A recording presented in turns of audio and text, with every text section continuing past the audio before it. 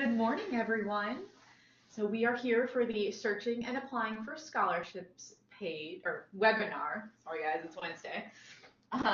So I'm joined by two other people, but I'll go ahead and introduce us. So my name is Katie Russo, and I'm the Assistant Director for Intercultural Programs.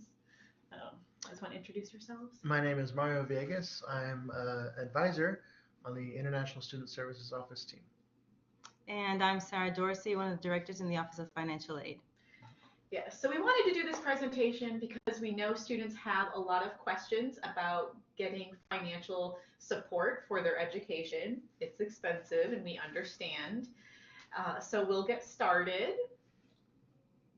So just really quickly about the webinar, if you have any issues with connecting, so if you get kicked off the webinar, anything like that, you can exit the room and restart. Usually Chrome and Firefox are the best browsers to use, so if you're using a different one, maybe try one of those.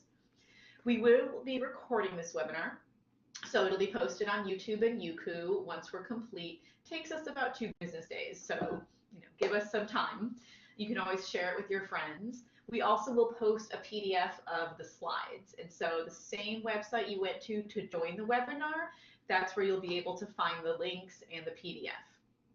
Just so you're aware, so you should be able to see and hear us, but we cannot see or hear you.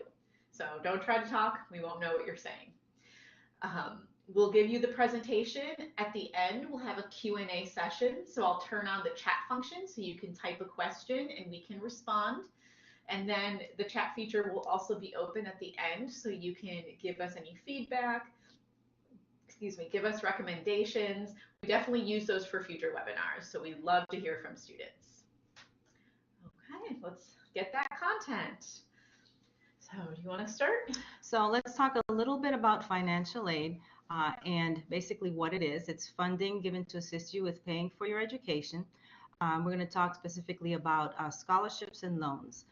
Scholarships don't have to be paid back, and the type of scholarship someone's eligible for depends on a variety of things, including your academic performance, extracurricular activities, GPAs, contributions to your community, things of that nature. And then when we get to talking about loans, they do have to be repaid. Some are based on credit, and some will require a co-signer that's usually a citizen or permanent resident. And it's usually for students who have either insufficient or bad credit history. And there may be cases where a co-signer is not needed, but we can get started talking about scholarships first. Next slide.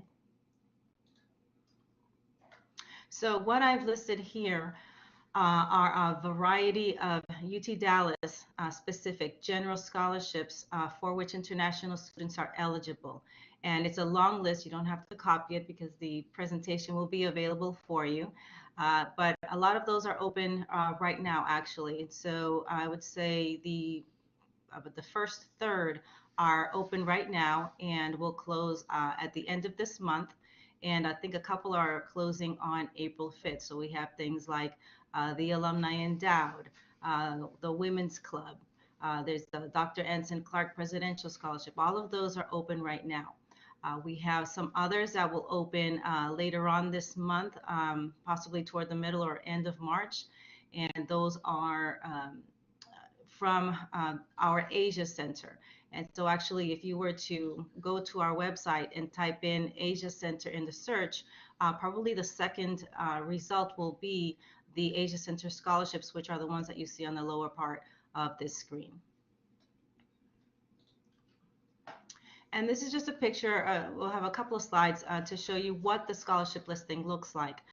So this is our scholarship listing, and you'll see the scholarships show up. If you do a search and just click search, because they're in order by date. If you click the search button where it says school, the first ones that will come up will say all, and that means this scholarship is available to students entering all schools. So whether it's the School of Management or Arts and Technology, all of those will show up. All of those students are eligible for these scholarships. And then we can move on. If you click on one of the scholarships, it'll give you some basic information about the scholarship. And if you click on more information right there on the lower part, you'll have all the detail on the scholarship. So for instance, this Clark Presidential, you'll have the description again.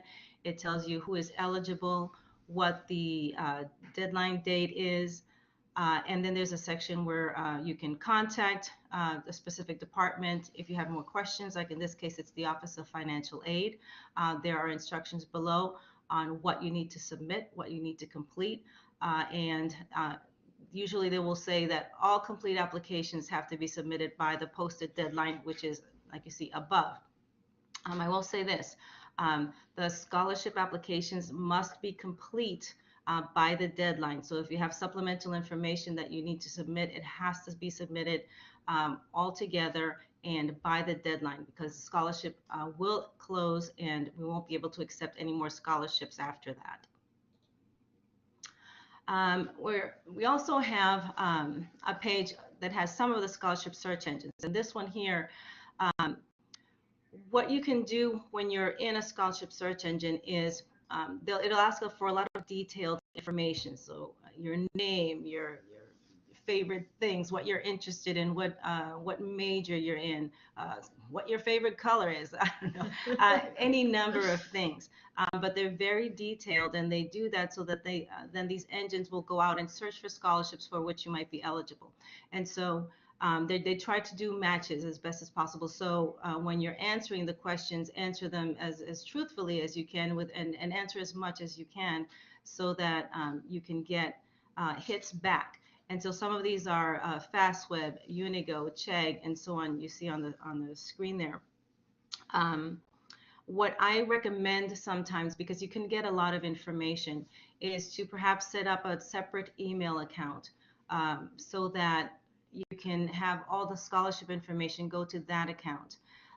That way you're able to keep up with this information, because you may get a lot of emails, and so that way you have a separate email account just for your scholarship information.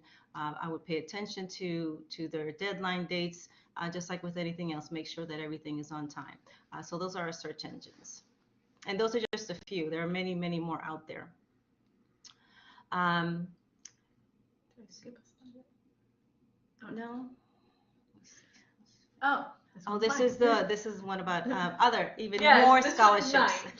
So there are also scholarships available specifically to international students, and so these are listed on ISSO's website. We'll have the contact information for that website, and these should link for you once we have the PDF posted. There's the Good Neighbor Scholarship, and this one is specifically for students who live in a border country to US, so Canada and Mexico. There's also another scholarship for students from Mexico. There's the Internationally Focused Scholarships, and then another Mexican Council of Science and Technology. So these are really good scholarships that you could look at. They're not something that American students can apply for. And so that's very helpful because it really narrows down the competition. And just a quick thing, a lot of students ask me about how do they apply for a teaching assistant or a research assistant position. So these, again, are very competitive. Academic departments are the ones to contact. And so they manage all TA and RA positions. Those TAs and RAs are considered UTD staff members. If you're not sure what those students do, basically they help a professor in the classroom. So a teaching assistant might teach a few classes, they might grade papers, and they might answer students' questions. A research assistant is going to help a professor who does research on campus, exactly what it says. Like I said, if you're interested in applying for one of those, your academic department is the one to contact. You can find that information on your website, on their website. You can email an academic advisor. They might also have a general email address just for the particular department that you can send that to, and they'll respond to you usually within 3 or 4 business days. I wanted to add a couple of points that I forgot. For the UT Dallas scholarships, you don't have to go back, but for the UT Dallas scholarships, Many times students complete the application and think, I don't know if they got it, did they get it, didn't they? And they may email. But the form at the end, the very final page, once you click submit on your application, will say your form has been successfully submitted to the Office of Financial Aid. That means that we've received it. If you don't see that page, then perhaps something went wrong, and you're more than welcome to contact us. The other thing is that for those scholarships listed, they're usually a minimum of $1,000, and $1,000 means, and they're competitive. So the combination of it being a competitive scholarship and being awarded $1,000 means that a student is eligible then for in-state tuition. So that's definitely a bonus. Regarding the TA and RA positions, oftentimes before the Office of Financial Aid knows. And so you may not see the information on your account right away. Do not worry. We are in constant contact with all of the schools, and while we may not have the information right away, I would say just be patient, because we're getting a lot of information usually all at the same time, especially in August and in January. So don't worry. But if you happen to know that you're going to be an RA or a TA and have the information, you're more than welcome to send us a copy of your agreement, and we'll certainly make a note of that. But as I said, we're in constant contact with the schools, and we make sure to protect the accounts of students who are going to be RAs, TAs, and who are scholarship recipients. Thank you. So let's talk a little bit about loans. So international students are able to borrow long-term student loans. The majority of the loans are going to be credit-based, and as I said earlier, require a U.S. citizen or permanent resident as a co-signer. Now, UT Dallas has what's called a preferred lender list. This is not necessarily lenders whom we prefer. What it means is this. We send out basically a request for information from lenders, and they have to answer a multitude of questions about the loans that they offer. We have a committee that looks at those and determines what is most beneficial for students, and for our students in particular at UT Dallas, and then we'll put them on what's called a preferred lender list. You are not required to choose from that list. If you have a lender that's not on that list, you can certainly choose that lender. There's no requirement to choose anybody on that list. It's just a service that we provide to get you started at the very least. We also have something called Fast Choice. And Fast Choice is a product that allows you to view and compare certain lenders, especially those on our lender list. So you can go in there and compare all the loan options that the different lenders have to offer, and there are many, so it's a very helpful tool. If we can go on to the next slide, I can show you a little bit about it. So one of the good things about Fast Choice is it has filters. So not only does it allow you to compare lenders, you can get specific about what it is that you're looking for. So whether you're an undergraduate or a graduate, you can parse down the loans, that list that may be large and may seem a little daunting. You can select those. There are also advanced filters. I'm trying to see from far away. I can't see all that well, but no, we're good. So on the bottom, just right on the right-hand side, you'll see it says Show Advanced Filters. If you click on that, we can move on to the next slide. You'll have even more ability. And what it has there, if you can see it, it will say, it will give you the option of looking for international loans that are available to international students. And so that is yet another way to be able to make a better selection. And then after you do all those selections, you'll have the loans come up, and you can start comparing them at that point. So you don't have to go through an entire list of loans. You can certainly filter and get those that are best suited to you. And so applying for an educational loan, the steps are pretty basic. You choose your lender. That may be the hardest part. Then you have to complete the lender's application process course. There's also something called a self-certification form that you have to complete for any loan that you apply for. And that's just basically some basic personal information. It will ask for the school's cost of attendance, and you will have instructions on our website on how to access that information. It is on the web. There's a section that I didn't include here, but there in the cost of attendance page of our website, you'll indicate whether you're a graduate or an undergraduate, if you will be attending full-time or half-time. Those questions will appear, and then once you can answer all the questions, a cost of attendance will come up, and that's the information that you'll put on that self-certification form. Once the application is submitted and the self-certification form, it may take a couple of weeks to get your loan approved, and once it's approved, we'll have a disbursement date, and the funds will be sent to us, usually will be sent to us by the lender. It doesn't happen immediately, and it certainly doesn't happen until just before classes begin, and sometimes right around the time classes begin. So again, be patient, but if you have any questions at all, our staff is more than willing to answer them. Okay, so in order to get your UTD I-20, you do need to show that you have the funds to attend one academic year of studies here at UTD. So let me go ahead and cover the documents for that, just to get that out of the way. One of the items that we require is a copy of your passport, and the next one is going to be the UT Dallas Financial Affidavit that has just been updated, which also includes the new figures for the past year. The figures haven't been updated for like a year or two. I think we just got new figures in, so that's certainly something to look out for. The last document that we need for the I-20 is going to be a bank statement, or any sort of financial document you want to show. It could be a bank statement, it could be scholarships, could be loans, could be the assistantship letter that you might get from your academic department. For the bank statements, we are looking for liquid assets. It has to be currently issued over the past year. It has to be written in English. We have to be able to see the type of account and how much is in the account.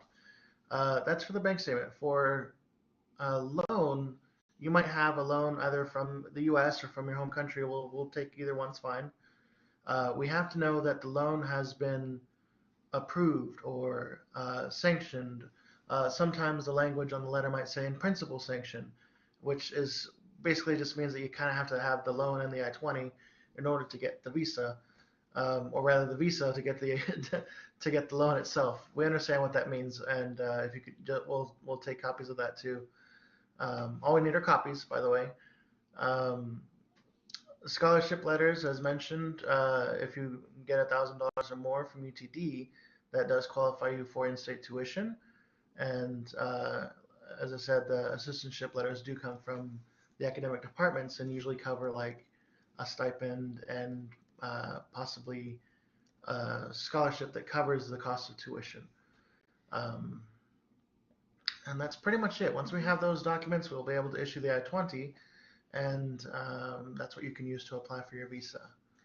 Mario, what is considered liquid assets? So liquid assets is usually checking, saving, deposit, current accounts if it's from a specific account holder as opposed to like a company. We do take company accounts, but there has to be like a letter from the owner saying that the student is allowed to use these funds for the course of their education. Awesome. Okay, I'm going to turn on our chat feature. So this is how you can ask us questions.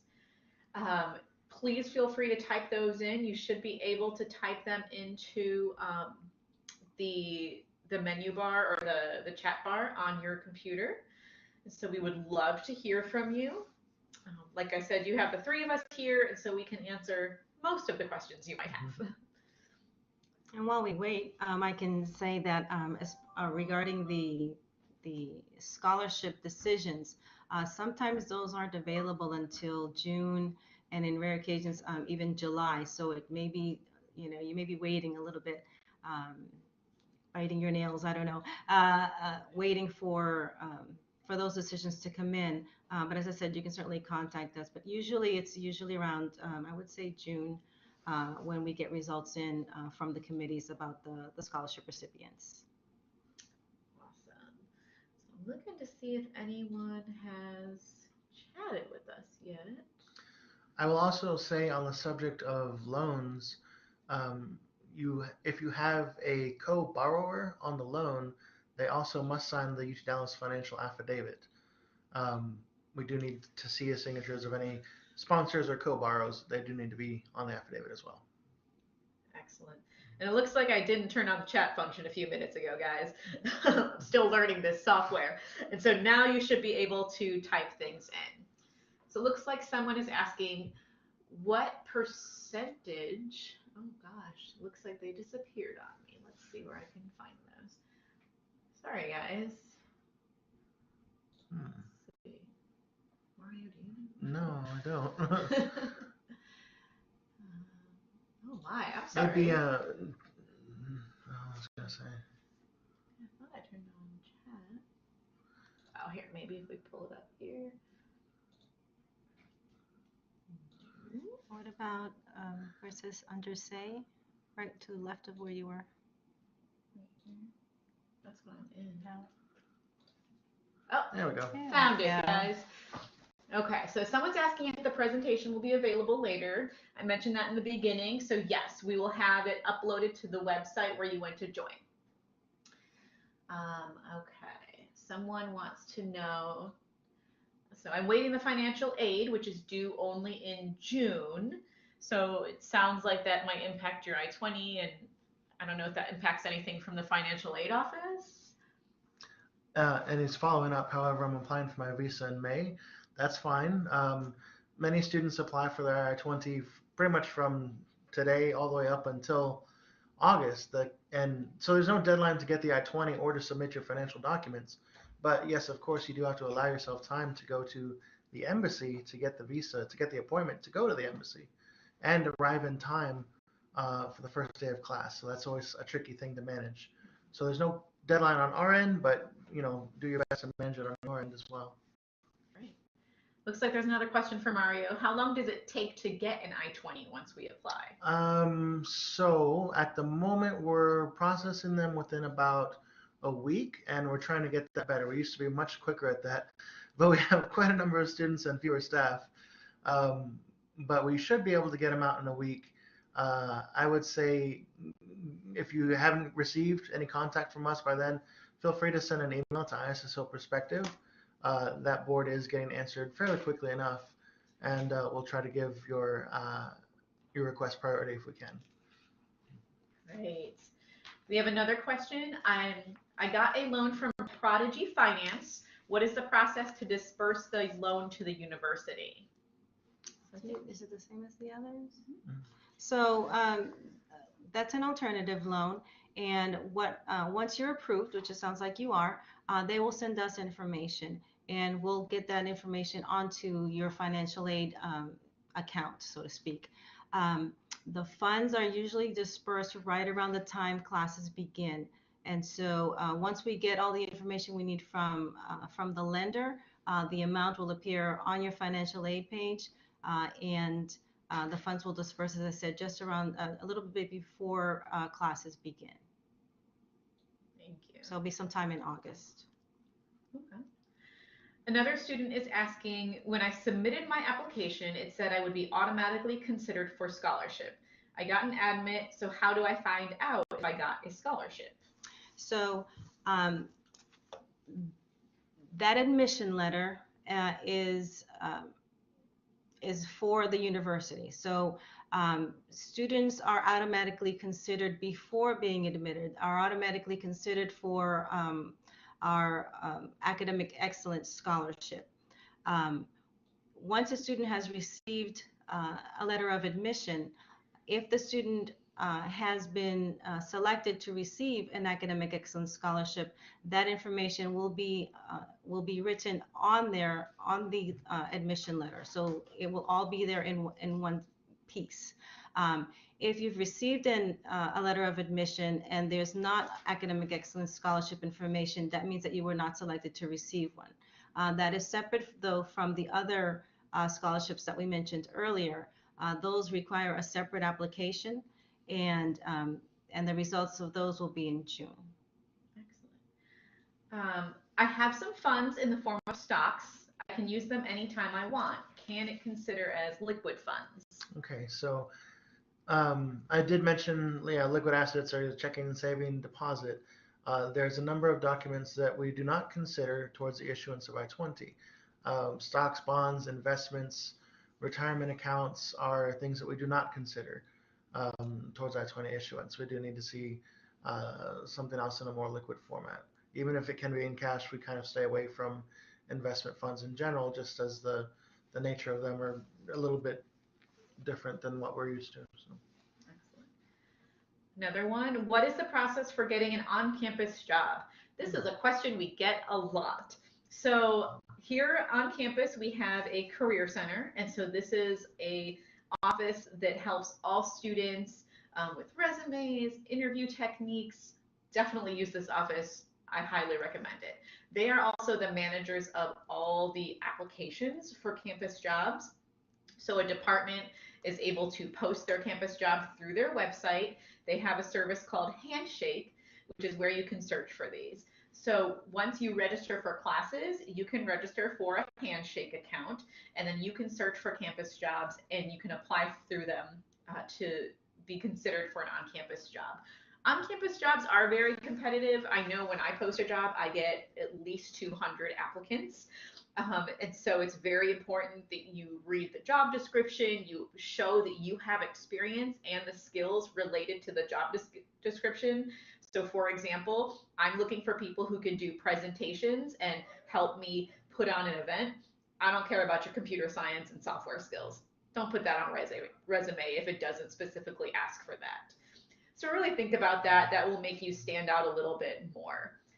So as I mentioned, you can't really apply for campus jobs until you come to campus. And so you might not be able to start that if you get offered one until September or later. But it is a really good option to help you make a little extra money. Anything to add? Mm-hmm. If siblings join for the fall session, is there any sort of financial assistance or waiver provided? Sounds like this might be something for you. Not in our office. It's more of, so if two siblings can come to UTD, they can show the same funds, but it has to be enough to cover both estimates for the full year session. So if that's the way that the bank statement has to be for like double of what the required amount would be. So but there is basically there's not a discount for having more than one sibling at UT Dallas. Can I show short-term deposits in the financial document for your I-20? Yes, term deposits are good.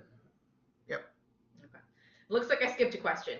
What percentage of MSCS entering students usually get a scholarship?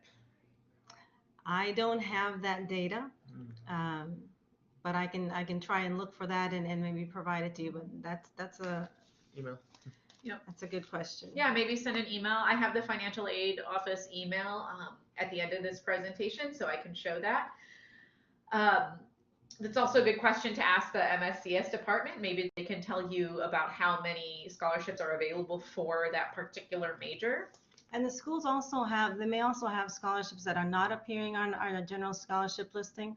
While we try to get as many of those on that page as possible and are working to get more and more on, they may not all be on there. So it's certainly a good idea to check the school that you'll be entering to see if they have anything additional to offer. Do you have an idea of what percentage of students overall receive scholarships, or is that too complicated to know? It is complicated because there are so many different scholarships. And if we're talking about UT Dallas scholarships, I could probably find that out. But so if it's a JSOM student, Jindal School of Management student, or rather a JSOM scholarship, none of the other schools are going to be eligible. So it might skew a little bit. Maybe they have 1,000 scholarships. I'm just throwing a number out there, and ATEC may have fewer scholarships, but I can give you probably just a general number of scholarships that students receive. As it is mentioned in the presentation, a new I-20 needs to be requested for when you receive financial aid. If I complete my visa process with my existing I-20 without the aid, would this be a problem? Okay, that's a pretty common question. So if you've got the visa, then you're pretty much all set. Getting your I-20 updated with new financial information like a scholarship is not required. It is optional. We can update it at your request. You kind of have to make sure that all your docs are still in order, still current. And we can accommodate that request. It's not going to be a whole lot of use if you've already got the visa. That's kind of the time when they look at financial information. It's possible that they could look at the financial information at the border, at the port of entry that you come into. I doubt they'd look very deeply at that. It's certainly, it's always a good idea to have your funds with you when you come in to the U.S., but I don't think that having a scholarship on top of an I-20 that does not show it, I don't think that's going to be a problem for you. So it's entirely up to you if you want to spend the time to request a new I-20, have us issue it, and get it sent to you before you arrive to the U.S. If you've got time for all of that, then sure, that's not a problem. We can even update it when you get here, but again, there's kind of no need to do that once you're here. Once you're here, no one really looks at the I-20 information, the funding on the I-20 information. We have a student who says, I applied for the Johnson CS scholarship. When will the results be available? And when will TA results be available?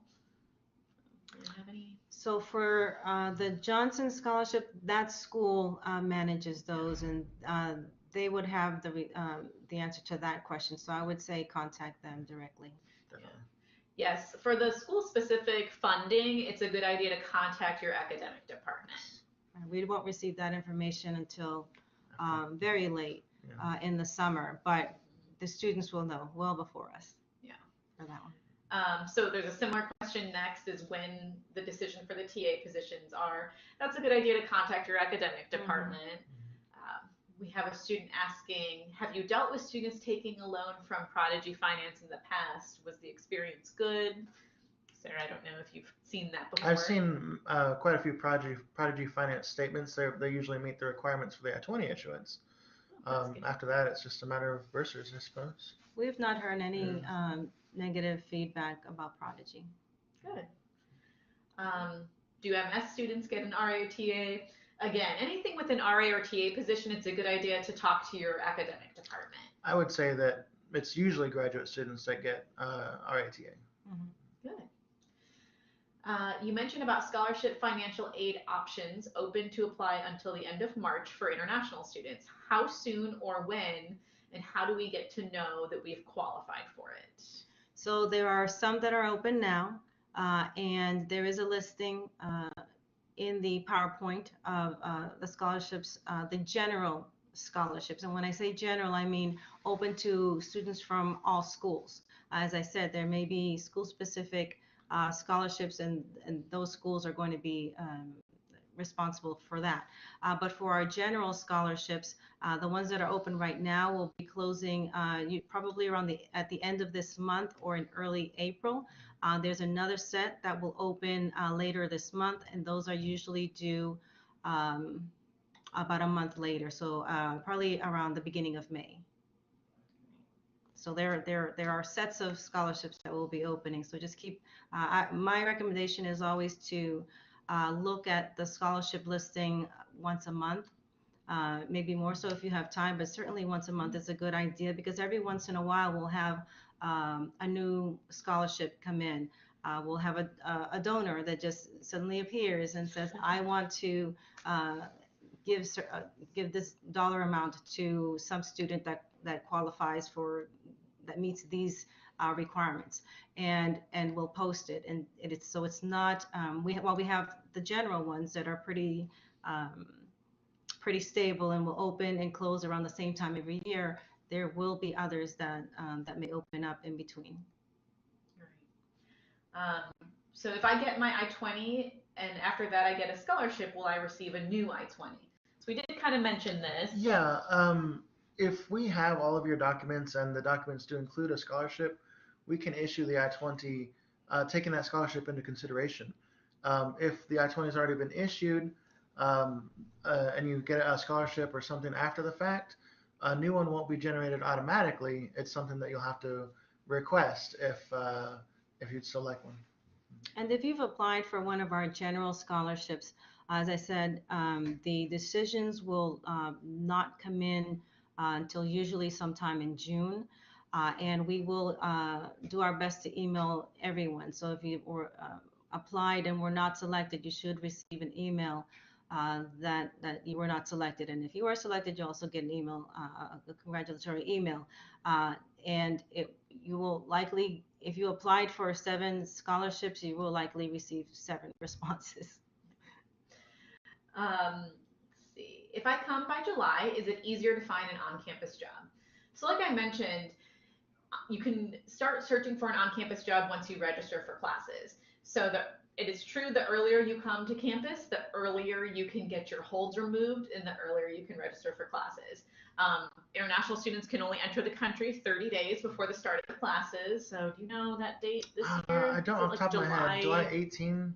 Classes start August 19th, so 30 days before that. July 18th or July 19th. Right. Yeah. You have to attend international student orientation. Our first one is on July 30th and 31st. So that's the earliest you can attend international student orientation. You have to take the TB test. You might have to submit admissions documents. You might have a hold for that. You might have, can't even think of it. You might have other holds. You have to meet with your academic advisor. That's required of all new students. And so take a look at your Orion Student Center and you'll see what needs to get taken care of. Most of these you can't take care of until you get to campus. So, I mean, yes, coming earlier is easier and you'll have to register for classes earlier and you'll be able to apply for those on-campus jobs, but you have a lot to take care of once you get here. You have something else, Mario? No, got it. Okay. We have another RITA question. We've answered that. Percentage of MS systems engineering entering get scholarships. I don't think we can specifically tell percentages. Mm-hmm. So I'd say ask the academic department. Yeah, talk to your academic department. They can give you some info on that. Where did I go? Have you dealt with students taking a loan from HDFC Credilla in past? Was your experience good? We've gotten many of those too. Okay. Those usually meet the requirements for I-20 in the same process. Yeah. I think there's one above it. I think that was the one that we had already said. No, it's new. Are you going up? No, Trivedi, Pro Tool Trivedi. That one. Right here? Mm-hmm. I've applied for the MS and CS program. The duration of the course is given as 3 years. Will I have to request for a new I-20 now? I just received my I-20 a few days ago. I do not know the answer to that. I'm not sure what you're asking for that one. If you've got your I-20, it should be issued for 3 years. If it's not, let us know. Pretty sure that program is definitely going to be 3 years. If you're asking about whether or not the scholarship will change the information on your I-20, it can at your request. But we've already covered that too. So.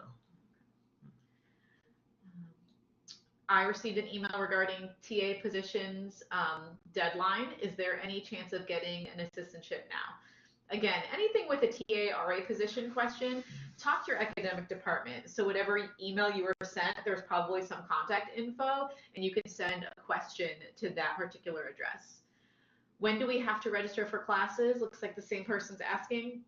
So once you remove all of your holds on your Orion Student Center, that's when you can register for classes.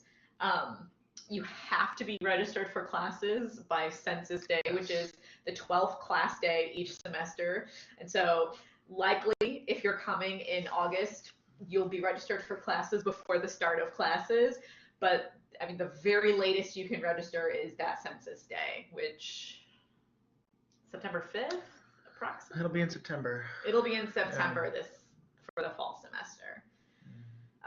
But again, do your best to register before that so you can get more of the classes that you want at the times that you want. So nobody wants to take an 8 a.m. class on Friday. Regarding the loans from preferred lenders in the U.S., is there a possibility of international students getting a loan without a cosigner? That question is very specific to the loan from the lender. So each lender has different requirements. So you would have to look and see what the requirements are for the particular loan that you're interested in. And if it allows for an international borrower without a cosigner, then the answer would be yes. But they're very specific and very separate. You'd have to look at each one. Excellent. Did I miss one? I keep missing them, guys. Is it necessary to send hard copies of the required documents before getting your I-20? No, we do not need hard copies. Please do not send hard copies. Email's fine. Just scan copies. You can take a picture. All that's fine. That's easy. And the way to do it is through called the iComment portal on our website. We don't do them by email anymore. It all has to go through a specific portal on our website is where you upload those documents to. Okay. You said that if someone gets $1,000 scholarship, they would be eligible for in-state tuition. How does that work? Yeah. So if a student receives one of our general scholarships, any scholarship from UT Dallas, it's specific to UT Dallas. If you receive a $1,000 scholarship, either our general ones or from one of our schools, I think what was the Johnson scholarship, I think is one someone mentioned. If it's $1,000 or more, then that makes the student eligible to receive in-state tuition. And so let's say that you receive a scholarship for the fall, beginning in the fall semester, then you're eligible to receive a waiver of out-of-state fees for fall, spring, and summer, as long as you continue to meet the requirements of the scholarship. If you don't meet the requirements after let's say the first semester, then you would not get the waiver of out-of-state fees for the following semesters. And so let's say that in the fall you don't receive a scholarship, but you receive one in the spring, then you would be eligible for in-state tuition in the spring and summer, again, as long as you continue to meet the qualifications. So it doesn't cross academic years. And so once again, let's say you do have that scholarship for this fall, spring and summer, you would have to apply again to be eligible for in-state for the following year. It does not continue on for your duration at the school. Now, and RAs and TAs do qualify separately for in-state tuition as well. Nice. Is the tuition estimate correct for all university-related fees, as in the Galaxy portal? Are there any extra charges other than that? There's a fee for ECS supplemental designated tuition in the estimate. What is it? So the bursar office has their tuition estimate posted. And there's also a list, I know, of any additional fees, like the International Student Services fee, your health insurance. Is there any, do you guys have a more specific answer? The supplemental designated tuition is usually charged for classes in the School of Management, Engineering, Computer Science, Arts and Technology. I think that's master's student, COM, and F's for the, I want to say public affairs program. So there may be a few others, and those are all listed. That's one of my colleagues, Candace, who's off screen. But that information is on the bursar website, and the reason that those are charged is because those courses in those schools are usually just more expensive to manage, and so they do have additional fees. How many days do we have our college? I'm not sure what you're asking. If you're asking when the classes are during the week, I mean, Monday through Friday is the typical work week, so classes are definitely offered on those days. I believe there's some Saturday classes too for particular majors, but there's no classes on Sundays. Am I correct? Correct. And it Okay. depends on your schedule. You know, if you're selecting courses, some are just on Mondays, some are Monday, Wednesday, and Friday. So it really depends on your schedule, how many days a week you'll be attending class. The fall semester begins August 19th, and I believe the last day of finals is going to be in the middle of December. Oh, that's a good answer. If you come, or if you attend our webinar next week at the same time on Wednesday, we do go into a little bit more detail about registering for classes, so you can see a little information from some of the academic advisors who might be able to give you some guidance on that as well. Can you please clarify if the scholarship is $1,000 per year to qualify for in-state tuition? I believe we answered that. So the $1,000 is for the year. There are scholarships that are awarded all in the fall. So you may receive $1,000 in the fall, but the intention is to allow in-state for the entire academic year. There are scholarships that are $500 in the fall and $500 in the spring, but it is still a total of $1,000, and that will qualify you for in-state. Can we complete the MSCS in 3 semesters? That's up to you, and definitely a question you should speak with your academic advisor about. Yes. If you're a graduate student, then you have to take at least 9 hours of credit That's per right. semester. Mhm. You can take more if you feel like you can handle it. You might be very overwhelmed or busy, but yeah, like Mario said, talk to your academic advisor. That's usually sufficient for most students. In 3 semesters? Oh, 3 semesters. I think 3 years is what you were meaning. Yes, it was. I was thinking 3 years. 3 semesters. Yeah, sure. Give it a shot. Anything's possible. Yeah. Rock on. You would likely have to take more than 9 credit hours per semester. That might be very difficult depending on what other obligations you have, but if you talk to your academic advisor, they can give you guidance. Please explain the credit system for MS in BA or ITM. How many classes per week do we have to attend? Per week? Um, So you just covered the Yes. 9 hours is required for graduate students and 12 for undergraduates. You have to have at least that to maintain F1 status, and where you can take more per week, that depends on the course. if I got accepted for a TA position, can I apply for an on-campus job? They typically don't allow that. Yeah. Yeah. International students can only work 20 hours a week at maximum on campus, and so depending on what the TA or RI position allows, if you're working less than 20, then you may be able to, but it's typically up to your department and supervisor. And it's really, that is considered your job, Yeah. Yes. to be a TA or an RA. What is the criteria on which the scholarship is awarded? For example, GRE scores for fall 2019. If I do not receive that, then for spring, on what basis is it based? So they, again, just for the general ones, the ones that are not school specific, they don't generally look at GRE scores. Each scholarship has different requirements.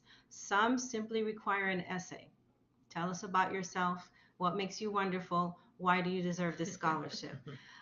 Some require letters of recommendation. Others require resumes. What else? Some say you have to be full-time. For some, you can be part-time. So there's a wide gamut of requirements, and it just depends on the scholarship. The same would apply in the spring. If there's a scholarship that opens up in the fall and it's for the spring semester, again, it just depends on the scholarship as to what they're looking for. And they're very clear. So you can just look at the website and look at the scholarship description and the applications, and they will tell you what they're requiring. Next one. Can we take 12 credits in the fall semester? Sure. Yeah. At least 9 for graduate students. Only one of those 9, one course can be online. The rest have to be a face-to-face course. And then you can take additional courses if you want. And for students who are either research or teaching assistants, generally they cover 9 hours. And so if you were to take 12 and happen to be an RA or a TA, you may need to cover additional costs. How and when can we apply for TA RA positions? We already mentioned this, so talk to your academic department. They're in charge of those. Can we apply before classes or registering for classes? Absolutely. Yes, absolutely. In fact, you should look now. Yes, definitely look now. Yeah. So the link we have for engineering, it only has 2 kinds of financial aid open. Where do I find links for others? So Sarah talked about that a little bit. I can go back and find her info. So we have some for international students. You can search, right? That's the search engines. Those are for outside, yes. And let's see, the slide before that. Maybe at the video one more. Right there. Oh, sorry guys, I went too far. So at the bottom of this slide is the link. But you know, if you can't see it or forget, you can just go to the UT Dallas website, and if you type in scholarships in the search engine, it should be either the first or second thing that comes up. So it sounds like the website you went to for the engineering those are scholarships specific to students in that major, Right. but there are scholarships available for other items.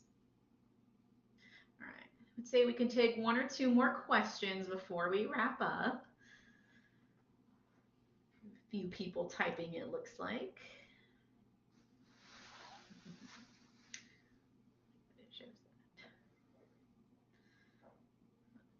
These are some really good questions.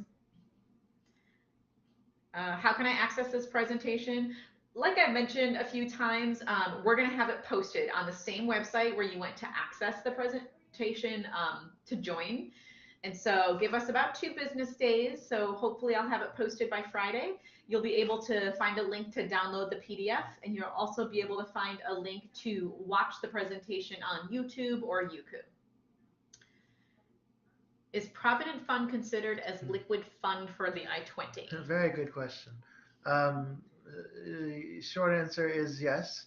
Long answer is that we have to know the specific amount that can be withdrawn from the account. And so there has to be a statement. So there might be a whole balance and maybe a small portion that is available to be encashed. We have to know that amount, that specific amount that can be withdrawn for the student's education for their studies at UTD. Looks like I already answered this question. What are options to find housing outside the campus? This is a great question. So there are many different options, apartments. If you visit the International Center's website, we have a link to find housing. And so just give some recommendations. We have suggestions on things that students have told us. It shows that there's a bus route for free, and there's a lot of apartments along that. It also gives some tips about how to find housing. I also recommend if you have a cultural student organization that you're in contact with, then this is a really great way for recommendations. If you visit the university's housing website, they also have a search engine that allows you to find different apartments. They're not endorsed by the university, but they give that as a helpful search engine. I think I did skip one. He rewrote it. Yeah. Go down. Down. Okay. Sorry about that. Can someone have a full scholarship with everything included, such as fees and housing?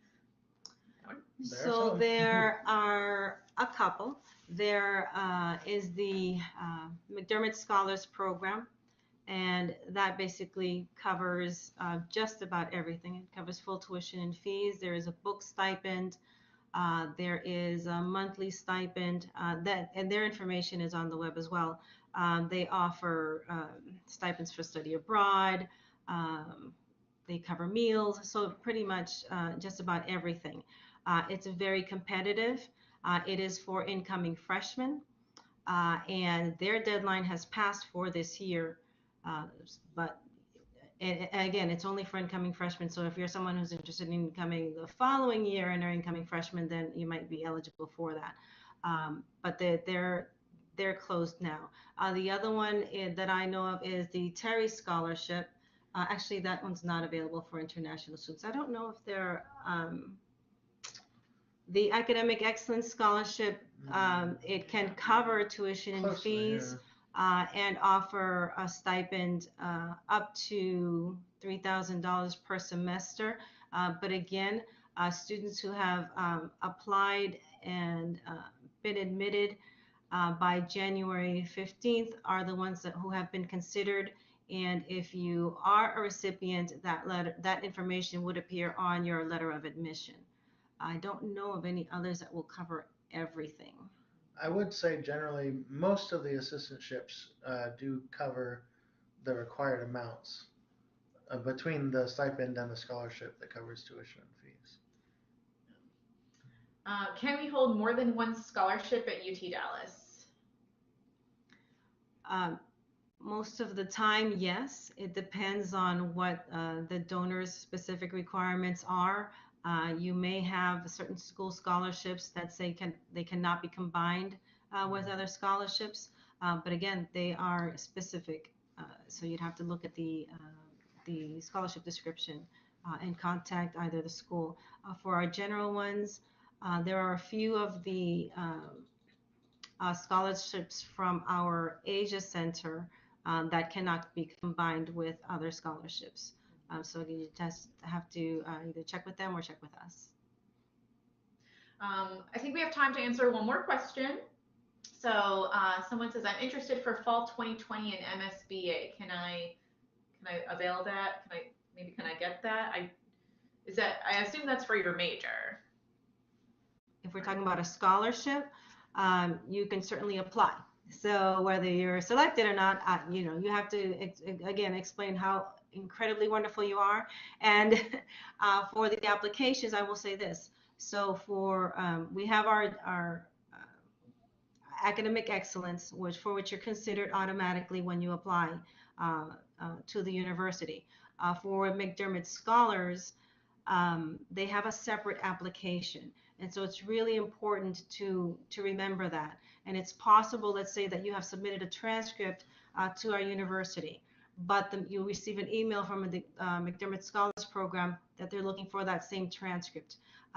Do not assume that they have it because they're working out of different systems. So you definitely want to submit whatever they request separately to them, even though you may have submitted it through another portal to the university. We want to make sure that all the information is complete and submitted by the deadlines. So I know some of you haven't gotten your questions answered, so I have posted all of our contact info. So Sarah's team can answer any questions about scholarships, loans, those deadlines, things like that. Mario's team can answer questions about your I-20 and any of the immigration information you're looking for. My office, Intercultural Programs, can help guide you to some of those offices that you might not be sure where to ask the question. We can also answer questions about housing, finding off-campus housing, international student orientation. I mean, you're welcome to email any of us if you don't know where to direct that question, and we will help you out. Excellent. So please let us know how you've enjoyed the webinar, if you have any recommendations, because we do want to improve students. As I mentioned before, we'll have the recording in PDF posted. So I have the website. It's the same website you already went to join the webinar. And we have another webinar next week. And so same time on Wednesday, 8 o'clock a.m. Central Time. And this is what to expect for registering for classes. So I know this is a big question students have. We'll give you some general info about how that works here at UT Dallas. I'll have an academic advisor from JSOM and an academic advisor from ECS, and they can discuss some more specifics to their department. But we'll definitely be able to give you some information and hopefully make you feel a little more comfortable when you're coming here. But we thank you for joining us, and we hope to hear from you once you arrive on campus. We're very happy that you were able to participate.